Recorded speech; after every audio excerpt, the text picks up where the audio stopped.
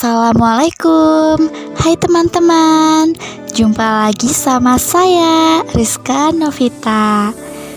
Di video kali ini saya akan membahas bagaimana sih menjadi penulis cerpen yang handal bagi pemula.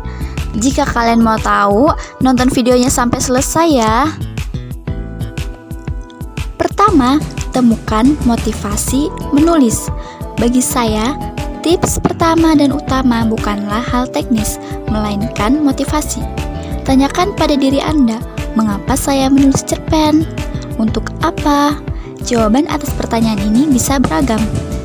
Motivasi ini penting karena saat kita mengalami kesulitan dalam menulis nanti, kita bisa mengingat kembali tujuan kita menulis cerpen. Kedua, rajin membaca buku cerpen. Sebelum menjadi seorang penulis, perbanyaklah membaca buku, namun tidak asal-asalan dalam membacanya.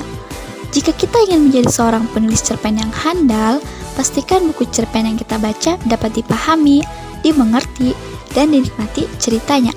Sehingga cerpen yang kita baca akan mengendap di pikiran kita, baik isi maupun gaya bahasa yang digunakan dalam cerpen. Ketiga, pilih tema yang sesuai dengan kemampuan. Tema adalah jalur penghubung cerita atau benang merah dalam menulis cerpen. Penulis pemula hendaknya memilih tema yang mudah dahulu, misalnya tema yang sesuai dengan pengalaman hidup diri dan orang terdekat. Bisa juga tema yang diangkat dari budaya setempat yang sudah dikuasai. Intinya, jangan memilih tema yang terlalu sulit bagi diri sendiri. Dijamin cerpen tak akan selesai atau selesai tapi hancur berantakan. Keempat, menggunakan tata bahasa yang baik. Menulis cerpen tidaklah asal-asalan, apalagi sampai tidak memperhatikan tata bahasa yang digunakan. Karena kebanyakan para penulis cerpen yang handal selalu memperhatikan tata bahasa yang digunakan. Dengan memperhatikan hal tersebut, maka cerpen yang dihasilkan akan menjadi indah dan memiliki kualitas.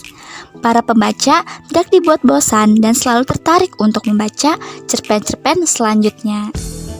Kelima, menentukan jumlah, nama, sifat, dan peran tokoh. Cerpen hendaknya berfokus pada 1-3 tokoh saja. Jika terlalu banyak tokoh, bukan hanya pembaca yang akan bingung, penulis cerpen juga akan bingung sendiri. Nama tokoh sebaiknya ditentukan dahulu agar lebih mudah merancang tahap berikutnya nanti. Sifat dan peran tokoh, misalnya siapa saja yang jadi tokoh utama dan tokoh figuran, siapa yang jahat dan siapa yang baik, siapa yang punya masalah, dan siapa yang membantu memecahkan masalah. Keenam, membuat alur cerita yang jelas. Plot atau alur berjalannya cerita dalam cerpen bisa dipilih, misalnya beberapa jam, 2-3 hari, dan bisa saja berminggu, berbulan, bahkan bertahun. Ketujuh, memperindah cerpen dengan susatra. Cerita pendek bukan berita koran atau khotbah keagamaan yang resmi dan kaku. Cerpen adalah susatra.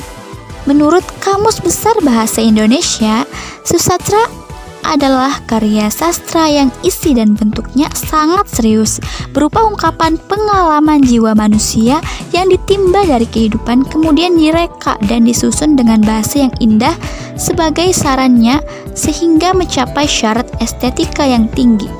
Lalu yang kedelapan, menentukan judul yang mantap betul. Loh, kenapa judul baru ditentukan kemudian? Kenapa tidak di awal saat merancang kisah?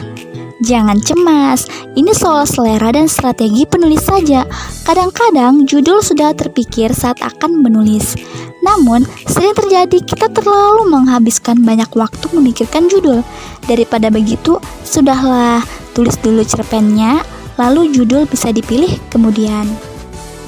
Sekian dari saya, semoga video ini bermanfaat buat teman-teman semua dan sampai jumpa di video selanjutnya. Wassalamualaikum warahmatullahi wabarakatuh.